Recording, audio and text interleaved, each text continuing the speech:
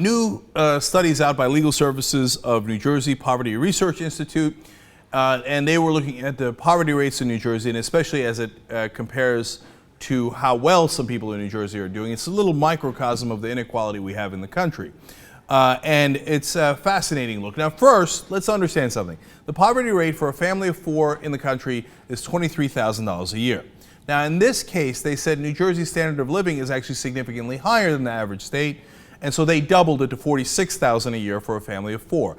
I'm not sure that that's the right standard. I probably would have gone with a lower number. So that skews the numbers a little bit. Understand that, okay? So now when they looked at it with those numbers in mind, they say that 1/4 of all of New Jersey households are in poverty. Now that's a pretty significant number, even at under $46,000 a year for a family of four, okay? Now at the same time, New Jersey has some of the highest concentrations of wealth in the country as well. It has 7.2% of the state in 2011. New Jersey millionaire households are 7.2%, which is actually an incredible number, okay? And it's the third largest number of any state, okay? So we have great poverty and great wealth in New Jersey. Now, we're going to find out in a second if that's an accident or not. Now, when you look at the next number here, it's raw numbers. How many people live under poverty by the definition we laid out before?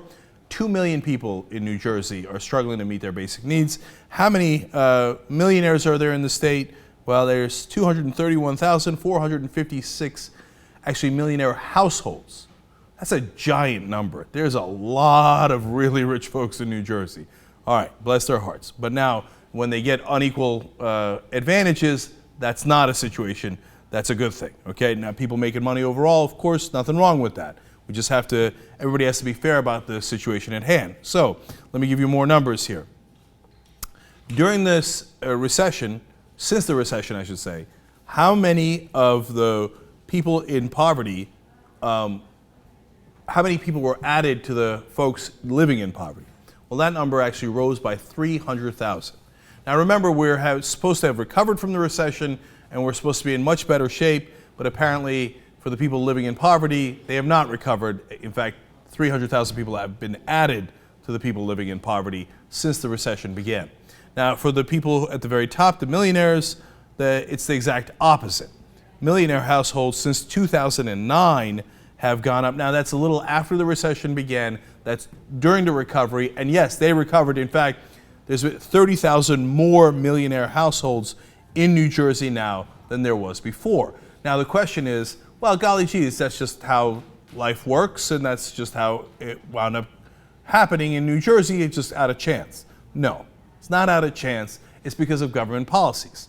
So for example, Chris Christie cut over $1 billion in services, including, by the way, a tax credit that would have gone to the working poor. So the man who loves tax cuts, when it goes to the poor, he says, nah, I don't love them that much, okay?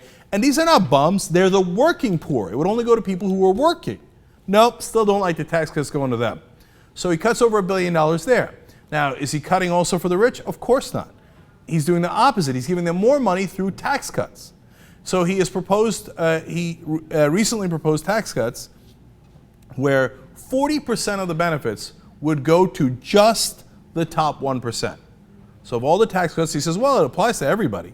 But if you're making under $50,000, you know how much you get in a Chris Christie tax cut? $80. If you're a millionaire, you know how much you get? $7,200. 40% of the benefits goes to just the top 1%. You think Chris Christie doesn't know those numbers? Of course he knows those numbers. That's why he's beloved by the power establishment in this country. You know, Chris Christie has this image of like, he's a regular guy, goes down to the Jersey Shore and yells at people. No. He's backed by hedge fund, private equity, Wall Street guys in New York.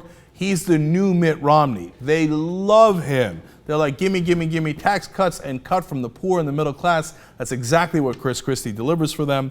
Now, one last stat for you guys, which is amazing. Do you know that in New Jersey, the top 1% just pay 7% of their income in taxes each year, whereas the bottom 20% pay 11.2%. So the bottom 20% pay significantly more of their taxes, percentage of their salary in taxes, than the top 1% do. How is that for income inequality? Gee, I wonder why the rich get richer and the poor get poorer. Because that's how they designed the laws. That's how they designed the tax code. That's exactly what Chris Christie intended to do, and that's exactly the results that we have gotten.